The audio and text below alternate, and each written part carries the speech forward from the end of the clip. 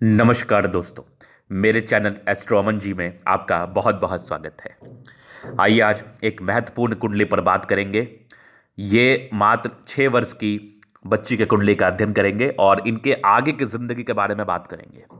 आगे इनके लिए कौन सा सेक्टर का चुनाव करना ठीक रहेगा, ये किस प्रोफेशन में जाएंगी या इनकी आगे का भविष्य कैसा रहेगा, इन सारे महत्वपूर्ण विषय पर आज के वीडियो से हम बात करेंगे। तो जो भी पॉजिटिविटी है, जो भी नेगेटिविटी है, सारों को अध्ययन करा के आपको बताएंगे, हम समझाएंगे। तो सबसे पहले नज़र पर लगन पर नज़र जाएगा तो ये 6 लिखा हुआ, ये कन्या लगन की कुंडली है।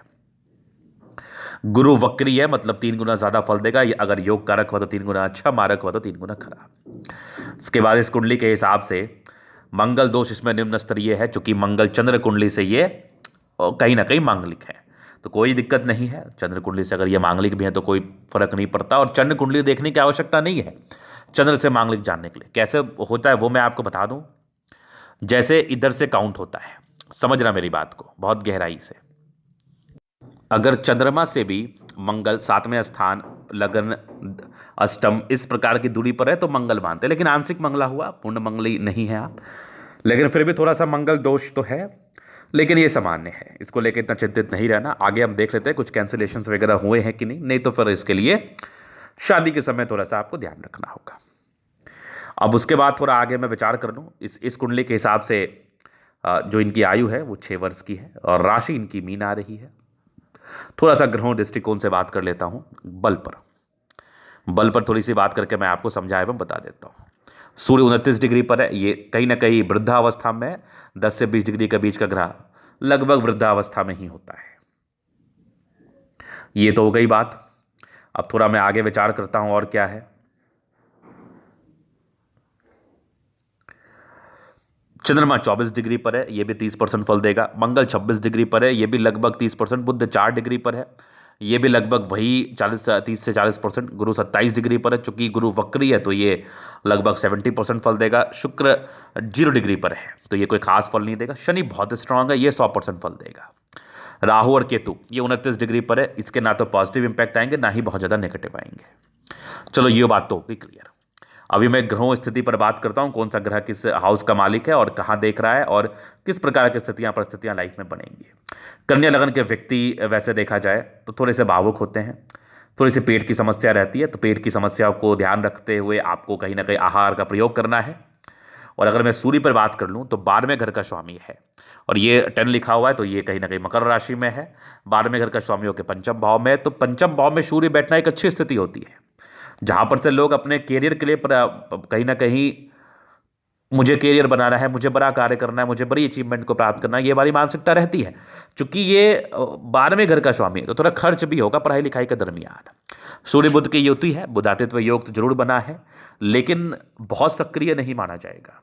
क्यों नहीं माना जाएगा वो मैं आगे बता दूंगा। चूंकि सूर्य 12वें घर का है, लेकिन सूर्य की स्थिति बड़ी अच्छी है तो कहीं ना कहीं सक्रिय भी माना जाएगा। तो इसके जो परिणाम जिंदगी पर आएंगे ये 50% के राउंड आएंगे, 50-50।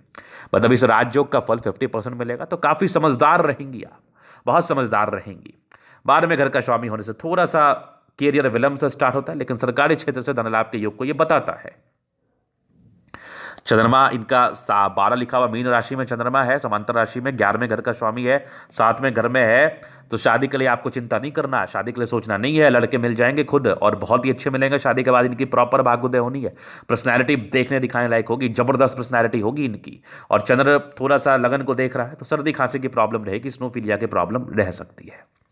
मंगल कहाँ बैठा है, मंगल बैठा है दूसरे घर में, मंगल तुला राशि में है, 8वें घर का स्वामी है, तीसरे घर का स्वामी है और दूसरे घर में। तो आठ अष्टमेश और तृतीयेश होने की वजह से आयु बड़ी लंबी कर रहा है और धन की आगमन को भी बता रहा है। बड़ी पराक्रमी होंगी, बड़ी पराक्रमी होंगी, जिंदगी में बहुत कुछ करना चाहेंगे और कर भी लेंगे। थोड़ी पेट की समस्या रहती है और चश्मा लगने के प्रॉब्लम को ये स्थितियां तो बताती है, अगर अष्टमेश का संबंध किसी भी प्रकार से दूसरे स्थान पे हो तो। चूंकि तृतीयेश भी है, मतलब कर्म के हाउस का स्वामी भी है, तो कहीं ना कहीं ये श्योर है कि ऐसे व्यक्ति अपने दम पर आगे बढ़ते हैं, नो डाउट। बुध पर विचार करते हैं। बुध यहाँ पर लिखा हुआ है मकर राशि में, समांतर राशि में, 10 में पहले घर का स्वामी, जबरदस्त कंडीशन। आपका कैरियर ब्राइट है, उज्जवल है, इस बात में कोई संदेह नहीं है। बहुत बुद्धिमान है और अपने दम पर जिंदगी पर आगे बढ़ेंगे और बहुत बड़ा कार्य करेंगे, इस बात की गारंटी है, गारंटी। चूंकि बुध डिग्री वाइज कमजोर है तो एक पन्ना इनको बचपन से देना है। अभी चूंकि 6 वर्ष है तो अभी मात्र 3 रत्ती का पन्ना देना है। 3 कैरेट या 3 रत्ती, 3 कैरेट ही दे दो।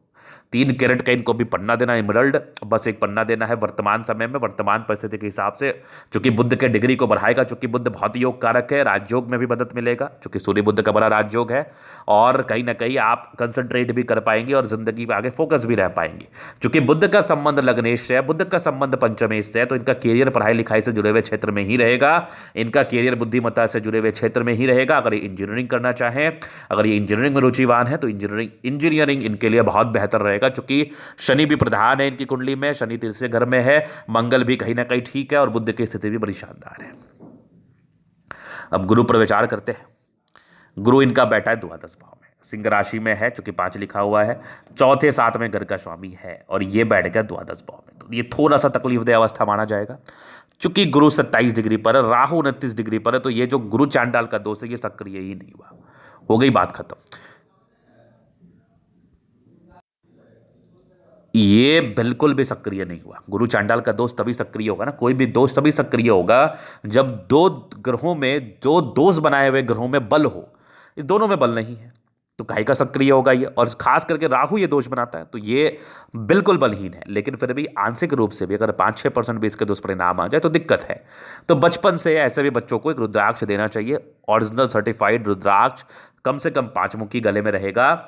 और अभी से आदत लगाना है कि ये शिवलिंग पर जल चढ़ाएं, बाकी कोई दिक्कत नहीं होनी। दोस्त वैसे भी बहुत सक्रिय नहीं बने हैं। शुक्र पर विचार कर लेते हैं हम। शुक्र इनका बैठा है, 10 लिखा हुआ है, मकर राशि में है, मित्र राशि में, 9वें घर का भाग्येश शुक्र, गजब का शुक्र है। धनेश शुक्र पंचम में बैठा है, मतलब पैसा आना है, करियर में ब्राइटनेस है, करियर में तरक्की होनी है, इस बात की गारंटी है। शुक्र बहुत जबरदस्त है, लग्जरियस लाइफ रहेगी। इनके जन्म के बाद इनके पिताजी बहुत राइज करेंगे, इस बात की गारंटी है। इस बात में कोई भी संदेह नहीं है, बिल्कुल भी संदेह नहीं है। तो अब बात करते हैं शनि पर। शनि है यहां पर तीसरे घर में। शनि इनका कहीं ना कहीं पंचमेश है, कर्म के हाउस का स्वामी है, षष्ठेश है, तीसरे घर से संबंध हो गया तो विपरीत राजयोग बना लिया। और पंचमेश की स्थिति अगर तीसरे घर में हो जाए तो ऐसे व्यक्ति मेहनती होते हैं, बहुत जबरदस्त मेहनती होते हैं, अपने दम पर आगे बढ़ते हैं और बहुत बड़ा कार्य करते हैं। शनि भी घर पर नहीं है।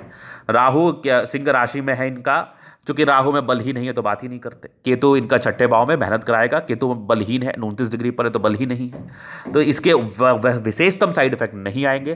तो कुंडली मोटा मोटी तौर पर बहुत बेहतर है और आपकी जिंदगी भी बहुत बेहतर है। जो 2 उपाय दिए वो आप कर लेना, बाद बाकी कोई दिक्कत वाली बात नहीं है। अभी फिलहाल के लिए एक इमरल्ड और एक रुद्राक्ष। और अभी जो इनका समय चल रहा है केतु का, 2022 से 29 तक ठीक ठाक समय रहेगा, बहुत ही अच्छा भी नहीं, बहुत खराब भी नहीं। शुक्र आएगा 2029 के बाद, कैरियर के समय में शुक्र आएगा, ये जान लो। अभी इनकी 6 वर्ष की आयु है, लगभग 7 वर्ष का इनका केतु का समय चलेगा, तो 7 और 6 लगभग 13 वर्ष। 13 के बाद तो शुक्र 20 साल का चलेगा, ये समझ लो 33 वर्ष तक तो कैरियर का समय है। मतलब गजब गजब, बेहतरीन, अद्वितीय, अविश्वसनीय, कैरियर बहुत ब्राइट। सूर्य आएगा, थोड़ा सा ऑब्स्टेकल हल्का फल्का 49 के बाद नॉर्मल, तो कैरियर में थोड़ी सी होती है। चंद्रमा फिर बेहतर रहेगा, कोई दिक्कत नहीं, लाइफ लॉन्ग कोई परेशानी नहीं है, जबरदस्त कुंडली। तो ये था इनकी कुंडली का पूर्णता विश्लेषण। अगर आपको हमारा ये वीडियो पसंद आया, लाइक कर दे, कमेंट कर, सब्सक्राइब कर दे। और आप व्यक्तिगत रूप से मेरे से कुंडली विश्लेषण कराना चाहते हो तो हमारा व्हाट्सअप नंबर आपको डिस्क्रिप्शन में मिल जाएगा, लेके आप संपर्क कर सकते हैं। धन्यवाद।